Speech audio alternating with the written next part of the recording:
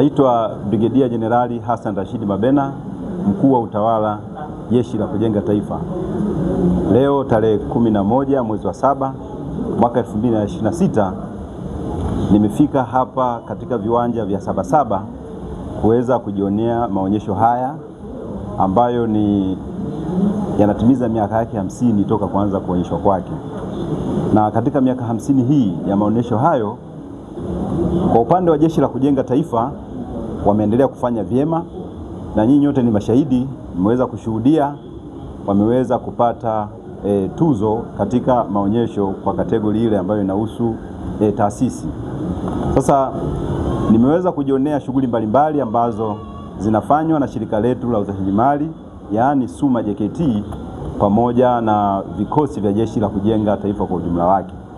Sote tunafahamu kwamba shirika letu la uzalishaji mali SUMA JKT linajihusisha katika sekta mbalimbali, ikiwemo sekta ya majenzi, ikiwemo sekta ya huduma, pamoja na utengenezaji wa bidhaa mbalimbali kama vile samani, kama vile nguo pamoja na viatu, pamoja na huduma nyingine za ulinzi ambazo zinatolewa na shirika letu la uzalishaji mali. Kwa ujumla tu niseme bidhaa ambazo ziko hapa ni za ubora wa hali ya juu sana, na huo ndio ukweli ulivyo.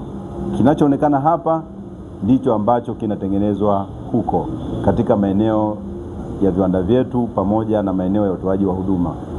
Halikadhalika bidhaa ambazo zinazalishwa kutoka vikosini mwetu ambazo zinatokana na mazao ya shambani pamoja na ufugaji pia vile vile zipo katika ubora wa hali ya juu sana. Jeshi la Kujenga Taifa, kama nyote mnavyofahamu, kwamba linahusika katika malezi ya vijana, uzalishaji mali pamoja na ulinzi wa taifa letu. Kwenye upande wa malezi ya vijana, mbali na kufundishwa ukakamavu, kupewa uzalendo, lakini pia vile vile kufundishwa namna ya kulipenda taifa lao la Tanzania, lakini vijana hawa wanafundishwa masuala mazima ya ujasiriamali, ikiwa kutengeneza bidhaa ndogo ndogo. Na hapa nimejionea bidhaa ambazo zinatengenezwa vikosini mwetu, ambapo vijana wa Jeshi la Kujenga Taifa wamekuwa wao wakishiriki kwa kiasi kikubwa sana.